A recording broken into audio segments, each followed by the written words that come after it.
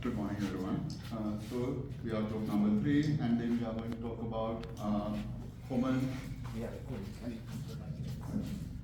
So we are going to talk about the pest and diseases of potato. So we are going to focus about some of the common and major pest and diseases. As you can see, our group have listed our the major pests of the potato here. So talking about the pests, tuber moth, thrips, white flies, aphids, leaf miner, cutworms, mites. These are some of the most common thrips and pests that we have identified.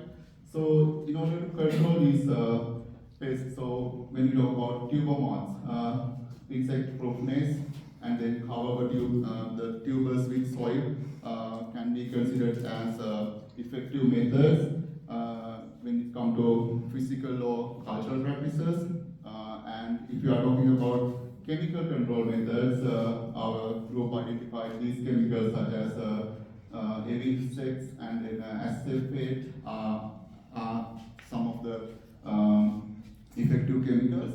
And then talking about the thrips and then white flies, aphids, they suggested, our group suggested these are as some of the effective methods of controlling using yellow color or blue color sticky traps, and then cover the top with insect-proof nets, and also especially for the these flies, they also suggested the using of sprinkler irrigation. And talking about cutworms, it is suggested to go for the proper land preparation and then deep ploughing to roll the soil upside down and then to expose these worms.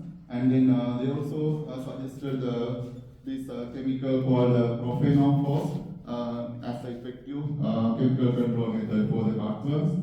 And then talking about the mines, when it comes to the cultural methods, sprinkler irrigation is identified as an effective method, and also this kind of neem oil and then other chemicals such as sunlight are some of the effective chemicals.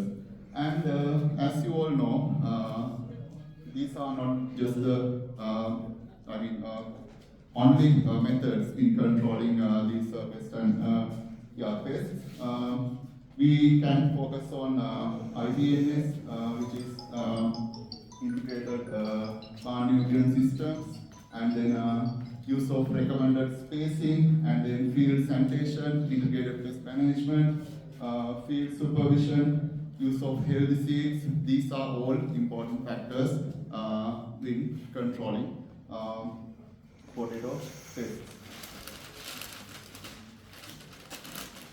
So next we are going to talk about the diseases of potato. So when we talk about the potato diseases, we can basically break down them into bacterial diseases, viral diseases, and fungal diseases. So talking about the bacterial diseases, bacterial wilt and the Erwinia, those are identified as some of the common problems in potato cultivations in Sri Lanka.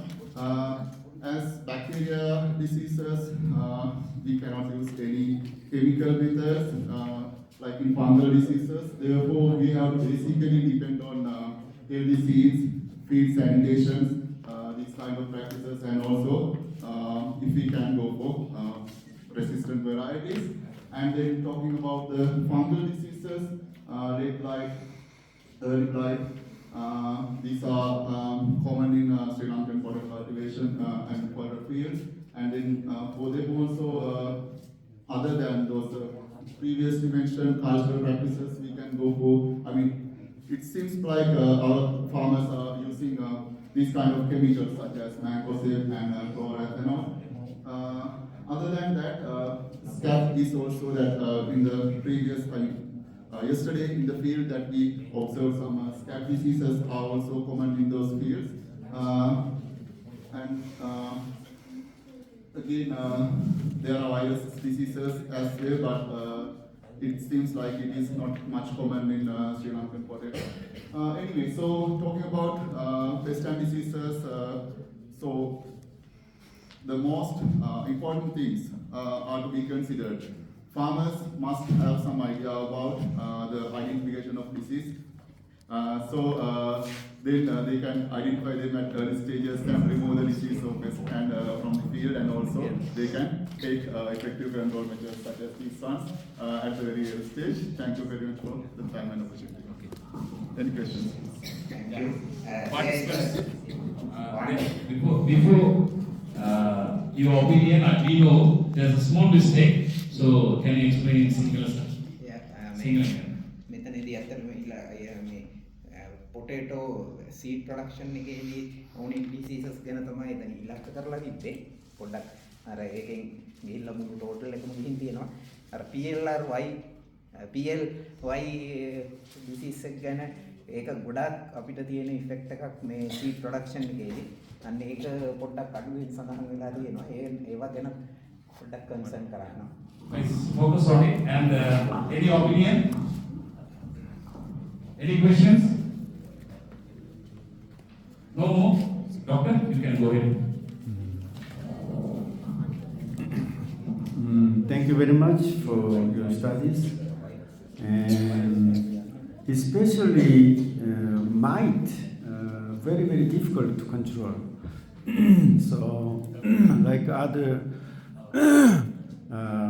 insect, and mite is difficult to see by eyes, and so when you spray the chemicals, it's like you have to use like a fogging system, so it has to be all surface. If you just spray like on top, maybe still under the leaves they can survive. Also, like other disease and insect, it has to be don't use only one chemical. It has to be rotation. So because some disease or insect, they are immune to certain chemicals. So we have the rotations of